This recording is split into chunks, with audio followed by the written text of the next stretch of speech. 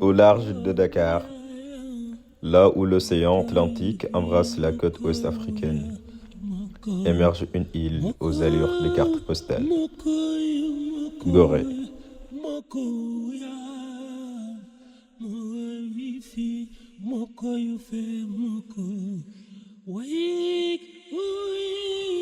Ces maisons aux façades pastel, ces bougainvilliers flamboyants, ces ruelles étroites où résonne le rire des enfants. Le soleil y danse sur les vagues et le vent porte des murmures d'histoire.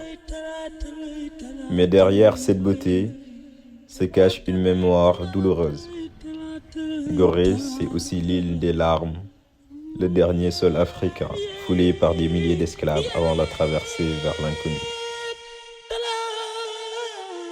Chaque pierre de Gorée a vu défiler les drapeaux des empires.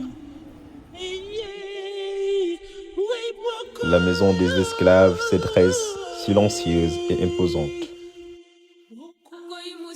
On y entre comme on pénètre dans un sanctuaire de la mémoire. Et puis, il y a cette porte, une simple ouverture sur l'océan, mais qui symbolise l'horreur absolue, le dernier regard vers l'Afrique, le premier pas vers l'enfer des navires négriers. Gorée n'est plus un lieu de souffrance, mais un lieu de résilience.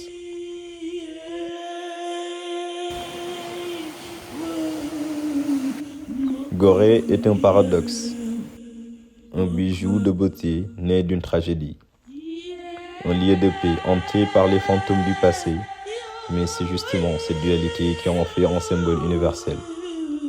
Elle nous rappelle que l'histoire, aussi douloureuse soit-elle, doit être regardée en face pour éclairer l'avenir. Et toi, que retiens-tu de Gorée? La beauté de ses couleurs ou la force de sa mémoire?